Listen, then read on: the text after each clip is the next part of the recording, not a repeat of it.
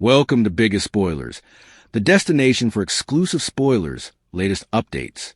General Hospital spoilers allude that Michael Corinthos' arrest may bring Tracy Quartermain's wrath. Will Tracy make sure Willow Kane pays the price for framing Michael? GH suckers know Tracy got her hands on Scout Quartermain's key, so she was suitable to make a dupe and get inside Drew Kane's house to steal the Quartermain heritages. Martin Gray snared up that redundant key when he allowed Tracy to take the heritages home and also gave it to Willow. Now Willow has set Michael up by putting a key to Drew's place on his keyring. However, this may lead to Michael's arrest soon enough, if Willow's plan works. Willow supposedly couldn't be satisfied with that 60-40 guardianship concession, so she's ready to throw Michael behind bars and have the children all to herself. Still, Tracy isn't going to stand by and let Willow get down with this. Once Tracy gets updates on the new evidence, she's going to know exactly what happened. Michael's arrest will spark Tracy's fury since she'll surely know Willow used that redundant key to frame him. Tracy may try to explain to the Bobbies, but there could be some dubieties about her credibility considering she tried to cover for Michael ahead. Tracy might press Martin into backing her up since he'll presumably know what Willow's done, too. The police may find out that a crucial landed in Willow's possession shortly before a crucial suddenly becomes major substantiation in the case against Michael. That's going to look suspicious, but Tracy may not be suitable to forcefully prove Willow's behind a Michael frame-up. Of course, Willow's fingerprints are each over that key if the Bobbies would just be smart enough to check. The PCPD doesn't always have the stylish and brightest people on the job, so the point issue may or may not come into play. Anyhow, Tracy may make it her charge to take Willow down formerly she learns her crucial dupe was used to frame Michael. That may be the last straw for Tracy and leave her determined to expose Willow as a master manipulator. Willow can't go down for shooting Drew due to double jeopardy, but Tracy may plan to make her pay in other ways. General Hospital spoilers say Tracy's vengeance could come a problem for Willow, so stay tuned for the disquieting news that's still to come. Justine Turner and Jordan Ashford bandied Sonny Corinthos. Michael Corinthos streamlined Sonny and Carly Spencer, and Willow Kane took Drew Kane home. On her way to yoga class, Justine ran into Jordan and asked the former police manager about some cold cases involving Sonny. Since Sonny had been questioned in numerous cases but only condemned formerly, Justine wondered if he'd come the PCPD's go-to suspect, frequently letting the real felonious escape, and if he wasn't as bad as she had been led to suppose. Jordan scoffed at Justine's apparent sympathy for Sonny, advising her that he wasn't an innocent man.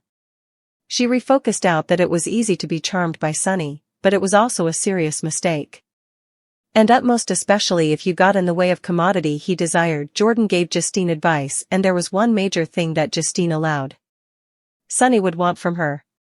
"Do you suppose he's trying to use me to cover his son in Drew Kane's firing?" Justine wondered. She went on to mention that there was inadmissible substantiation in Drew's firing that made her mistrustfulness whether a case against Michael would indeed reach trial. She stated that Sonny would have no influence over the DA office's choice to make Michael. Still, knowing how far Sonny would go to cover his children, Jordan advised her to do the contrary of whatever Sonny suggested. Chase surpassed at Bobby's. Harrison Chase eavesdropped Molly Lansing Davis talking about her interview with Michael. He pressed her for details, but she dodged the questions and left when Rick Lansing arrived.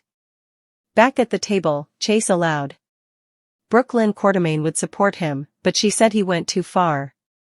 When he remarked that everyone involved with Michael was related, she reminded him that he was as well and questioned why he couldn't drop it. They argued, and Brooklyn indicted him of being so focused on Michael that he missed other suspects. Molly talked to her father about her argument with Cody in the restaurant. Molly participated with Rick about her argument with Cody Bell over her book. She complained that Cody wouldn't have felt disrespected if he hadn't read her handwriting without asking. Rick suggested that her words likely brought out Cody's precariousness, and he advised Molly to make the first move to attune. Molly replied that Rick should follow his own advice and contact Elizabeth Baldwin, but he mentioned he'd been rejected ahead and didn't want to peril their current fellowship. Molly encouraged her pater to try again with Elizabeth. Molly also told her pater that she appreciated how Elizabeth honored his eventuality, and perhaps she could help him see it too. Latterly, at the sanitarium, Liz noticed Isaiah Gannon with a lovely flower arrangement and was surprised to find out they were from Rick. He arrived and asked her to regale, and she happily accepted. Dispensable to say, Rick was pleased. With Lucky Spencer no longer in city, perhaps he'll have further success. Michael caught up Sonny and Carly. Carly and Sonny met Michael in the Quartermain kitchen, where he informed them about a guardianship agreement he reached with High's ex-wife. Carly was confused as to why Michael would negotiate with Willow at all. He explained to her that he was under disquisition for shooting Drew and didn't want to risk the new judge favoring Willow and granting her full guardianship. He commended that it was moreover make a deal with Willow or leave the country with the kiddies. Michael expressed his frustration about giving Willow any visit, but the kiddies wanted to see their mother. Chase and Brooke Lynn entered the room, making effects test also, while agitating Michael's meeting with Molly and Nathan West. Carly questioned if he'd neglected anything that the police might discover, but Michael assured her there was nothing further to reveal. Recalling Justine's statement that she'd not tête-à-tête make Michael, Sonny comforted his son that he wouldn't be held responsible for the crime. The atmosphere came tense when Chase and Brooke Lynn entered the kitchen, egging Michael to companion his mama out. Brooke Lynn and Sonny also moved to another room to bandy Gio Palmieri, leaving Chase by himself in the kitchen. Noticing Michael's keys on the table, Chase flashed back Molly mentioning before that Michael had no way to pierce Drew's house, and he picked up the crucial ring. Curtis came to Alexis for a court order at Miller and Davis. Curtis Ashford asked Alexis Davis for help with a court order for a maternity test. After revealing Portia's gestation in court, Alexis didn't want to force her into a test. Curtis, however disappointed, understood and asked if he could impel Portia to take one.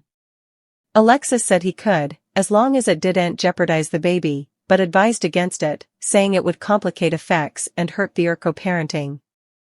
Curtis felt wedged until he knew if the baby was his. He didn't want to miss out on time with this baby like he did with Trina Robinson. Since Portia hadn't been honest also, Alexis suggested he talk to Portia first. Portia returned to work, on probation. Portia returned to work on exploration, no longer co-chief of staff. When she and Isaiah heard Nurser's tattling, she said it would blow over and that they had nothing to hide since she was his master presently.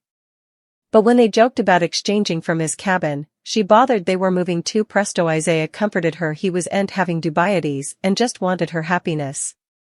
Latterly, Portia told Elizabeth she felt at peace with Isaiah and that this gestation was easier than her last with Trina, which had coincided with her divorce from Marcus Taggart.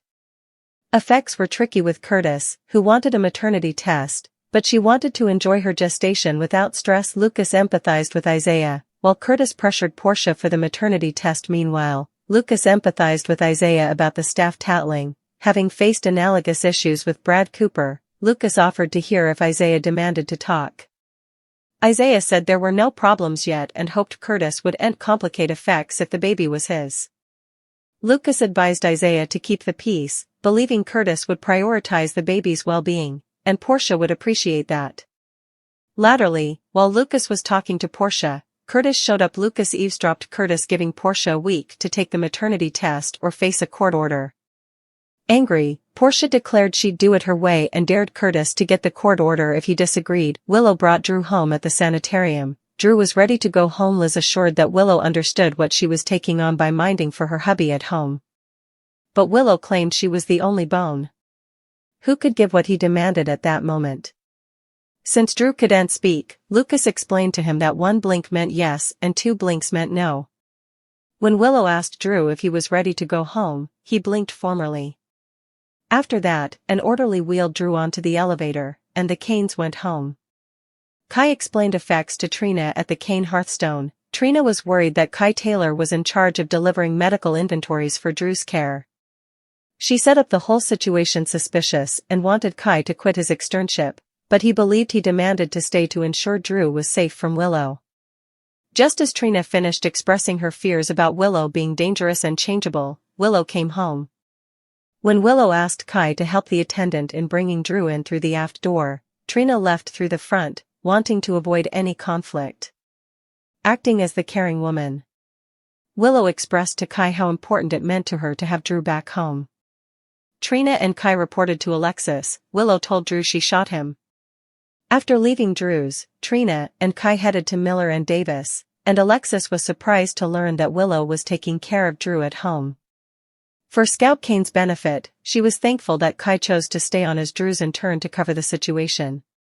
But she prompted them to communicate her right down if they noticed anything unusual. Meanwhile, after the attendant helped Drew into the bedroom and departed, Willow approached her hubby.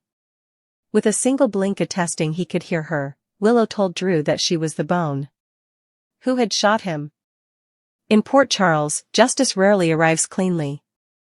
It comes bruised, delayed, and dripping with personal grudges, and that truth is about to hit Michael Corinthos like a tidal wave. What starts as a carefully staged betrayal quietly escalates into a baptism of fire, one that will test loyalty, expose manipulation, and awaken the most dangerous force of all, Tracy Quartermain's wrath. Michael never imagined that compromise would be his undoing. Agreeing to a 60-40 custody split with Willow Kane wasn't a sign of weakness, it was an act of desperation, a calculated move meant to shield his children while the walls closed in around him. But Willow didn't see compromise as peace. She saw it as unfinished business. And in her mind, Michael's freedom stood between her and absolute control. So she made her choice. The key that opened the floodgates. The plan itself was deceptively simple, which made it all the more terrifying. A copied key. A planted piece of evidence. A narrative that wrote itself before Michael ever had a chance to defend his name. Tracy Quartermain had once taken Scout's house key under the guise of concern and family obligation. Using that access, she slipped into Drew Kane's home and reclaimed Quartermain heirlooms she believed never should have been there in the first place. Martin Gray, ever the opportunist cloaked in charm, allowed Tracy to walk away with the items, and quietly pocketed the duplicate key she didn't realize he still had. That key didn't stay with Martin long. It found its way into Willow's hands. And from there, it became a weapon. Willow ensured the key reappeared exactly where it would do the most damage, on Michael's carrying. A silent accusation. A ticking bomb. If the police discovered it, and all signs pointed to them doing exactly that, it would place Michael at the center of Drew's shooting whether he pulled the trigger or not. For Willow, it was the final step. If Michael went to prison, she wouldn't just win custody, she'd erase him. Tracy Quartermain does not forgive. But Willow made one catastrophic mistake. She underestimated Tracy. Tracy Quartermain doesn't merely dislike betrayal, she hunts it. And once she realizes that the key she copied was twisted into a tool to frame her grandson, restraint will evaporate instantly. Michael's arrest won't be seen as an investigation gone wrong. Tracy will know, down to her bones, that Willow orchestrated every detail. The rage that follows won't be loud at first. Tracy's fury is cold, deliberate, and surgical.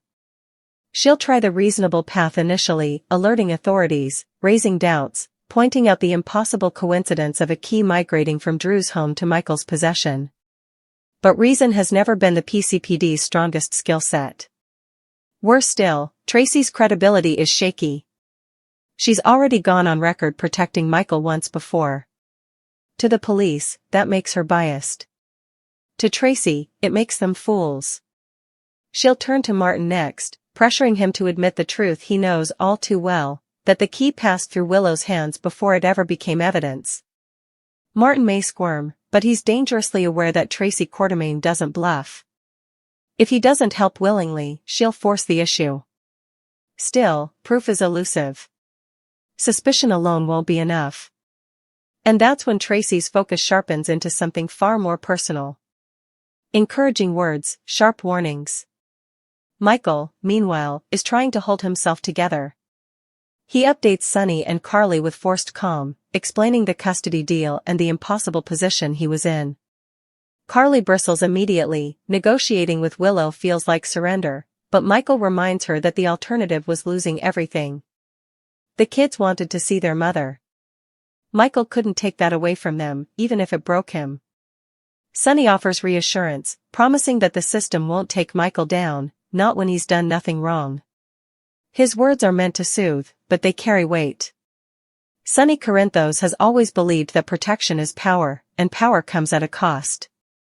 Jordan Ashford knows that cost better than anyone. When Justine Turner raises questions about Sonny's reputation, about how often he's been suspected but rarely convicted, Jordan doesn't sugarcoat the truth.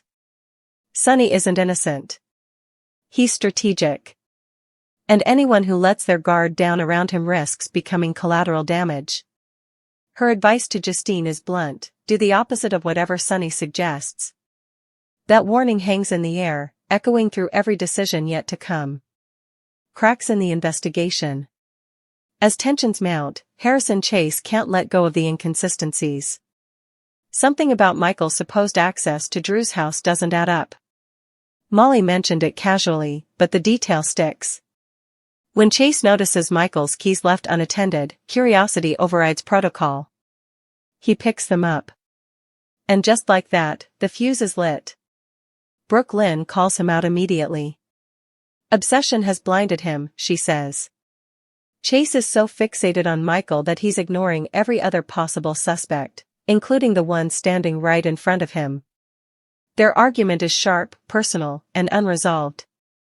Because deep down, Brooke Lynn knows something is off too. Everyone feels it.